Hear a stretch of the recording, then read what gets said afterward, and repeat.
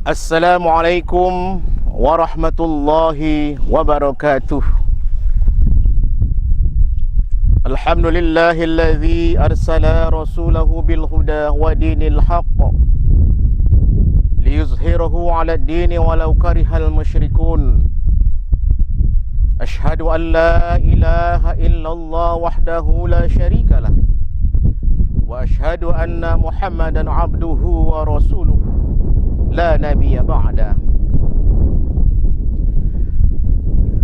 Encik-encik, puan-puan, tuan-tuan, kaum muslimin dan muslimat, para pemirsa yang rahmati Allah, puja dan puji marilah kita persembahkan kehadirat ilahi Rabbi, Tuhan sekalian alam, Tuhan yang telah menciptakan kita dan seluruh jagat raya ini. Mudah-mudahan kita akan selalu mendapatkan nikmat dan rahmat dari Allah Subhanahu wa taala. Para pemirsa yang dirahmati Allah, pada kesempatan ini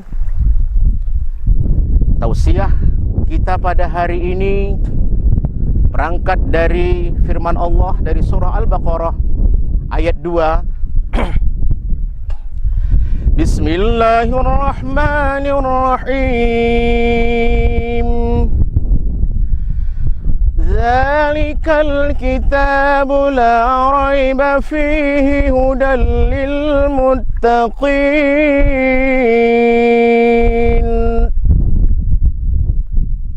Kitab itu tidak ada keraguan dan merupakan petunjuk bagi orang-orang yang takwa. Para pemirsa yang dirahmati Allah, dari firman Allah tersebut nyata-nyata dinyatakan bahwa apabila kita mengakui seorang muslim, janganlah ragu terhadap isi Al-Quran. Apabila kita meragukan isi Al-Quran, maka diragukan kemusliman kita tersebut. Kemudian dari ayat tersebut dinyatakan bahwa Al-Quran merupakan petunjuk bagi orang-orang yang takwa. Oleh sebab itu, apabila kita ingin menjadi orang yang takwa, maka Al-Quranlah petunjuk kita. Oleh sebab itu, apabila kita ingin menjadi orang yang takwa, hendaklah bisa membaca Al-Quran dengan baik, bisa memahami isi Al-Quran dengan baik, dan yang terpenting adalah kita bisa mengimplementasikan atau melaksanakan, mengerjakan daripada seluruh isi Al-Quran tersebut. Para pemirsa yang dirahmati Allah, pada saat sekarang suatu keadaan yang menyedihkan kita adalah masih banyak para generasi muda, bahkan orang yang masih tua, tidak bisa membaca Al-Quran dengan baik. Ketika anaknya pelajaran matematika atau bahasa Inggris rendah, maka orang tua akan sedih. Tapi tidak pernah orang tua sedih anaknya tidak bisa membaca Al-Quran dengan baik. Ini suatu fenomena yang sangat menyedihkan kita. Oleh sebab itu, sebagai orang tua berkewajiban kita untuk mengetahui apakah bacaan Al-Quran anak kita sudah baik atau tidak. Apabila belum baik bacaan Al-Quran anak kita, disinilah tanggung jawab sebagai orang tua. Bagaimana untuk mengajarkan anak-anak kita bisa membaca Al-Quran dengan baik. Apabila anak kita ingin menjadi anak yang takwa, ingin menjadi anak yang soleh. Para pemirsa yang dirahmati Allah, pada saat sekarang kita bisa melihat sebagian para imam, para ustadz yang bacaan Al-Fatihahnya pun masih jauh dari kesempurnaan tajwid yang sebenarnya. Sebagai contoh, dalam surah Al-Fatihah, Iyyaka na'budu wa iyyaka nasta'in. Kepada Engkau kami menyembah dan kepada Engkau kami meminta tolong.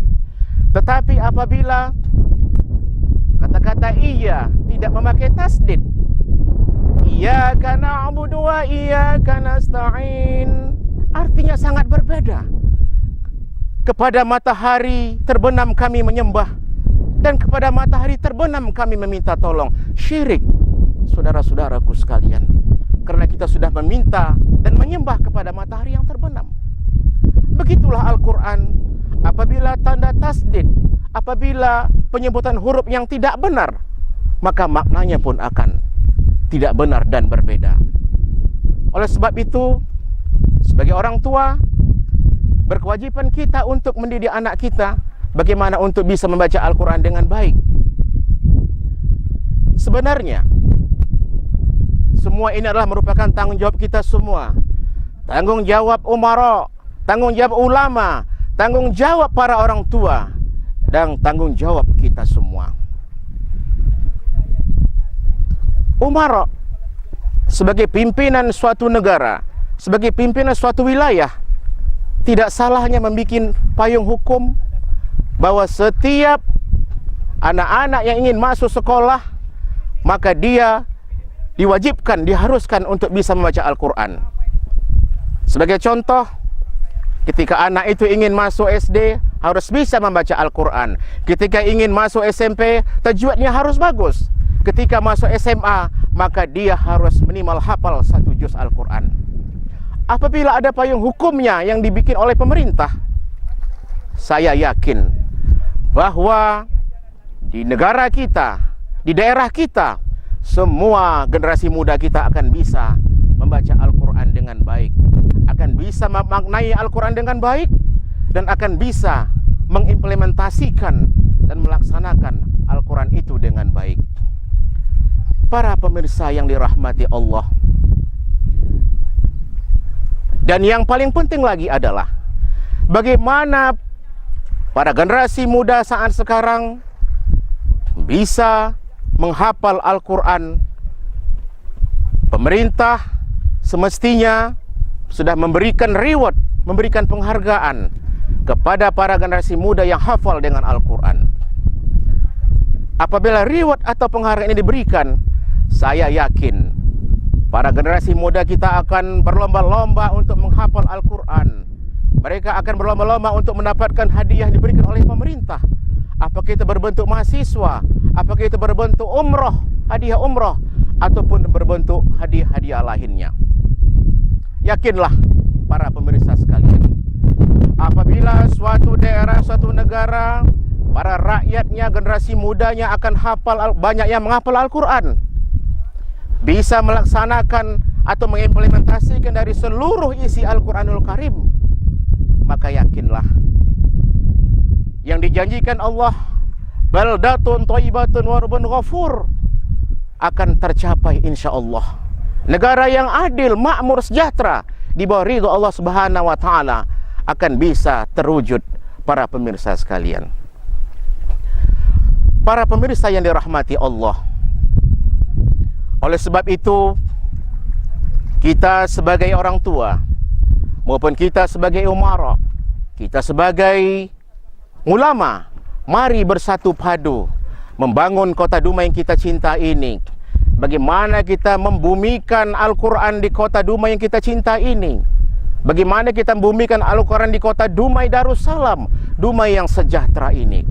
Yakinlah para pemirsa sekalian, apabila kita bisa mencintai Al-Quran dengan baik, yaitu dengan bisa membaca Al-Quran dengan baik, bisa mengerti dengan makna atau terjemahan daripada Al-Quran, dan yang paling penting adalah kita bisa mengimplementasikan dari seluruh isi Al-Quran di dalam seluruh sendi kehidupan kita. Insya Allah kita akan menjadi negara yang makmur, kita akan menjadi negara yang sejahtera, aman di bawah lindungan Allah Subhanahu wa taala. Mudah-mudahan usia yang pendek ini ada maknanya, terutama bagi diri saya sendiri dan bagi kita semua. Lebih dan kurang mohon dimaafkan. Wabiridha wal hinayah. Wassalamualaikum warahmatullahi wabarakatuh.